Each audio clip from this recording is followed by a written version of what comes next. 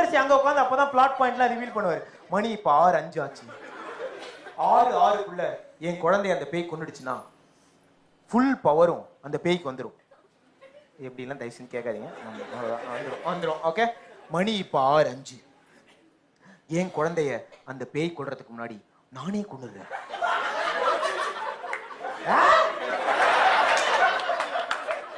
யோ,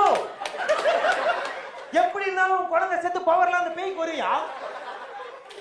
அப்பதான் ஒரு மைண்ட் கேம்ல ரிவீல் பண்ணுவார். என்னன்னா, இவர் குழந்தைய நெருப்புல தூக்கி போடுற மாதிரி தூக்கி போடுவாராம்.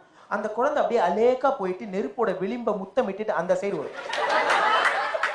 அங்க வந்து கேட்ச் பிடிச்சிருவாங்க. யாரு? சுந்தர்சியே.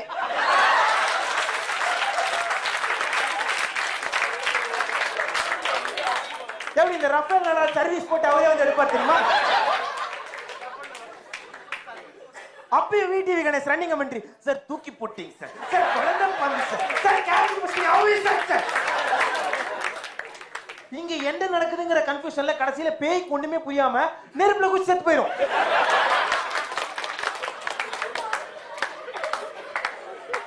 ஏமா நீ ஆல்ரெடி தற்கொலை பண்ணிடாம பேயாவே வந்திருக்க.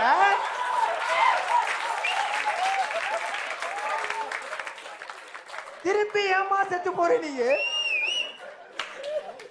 இந்த அளவுக்கு பேய்க்கே என்ன நடக்குதுன்னு தெரியாம பேயவே தற்கொலை பண்ண வச்ச ஒரே படம் இருக்கு.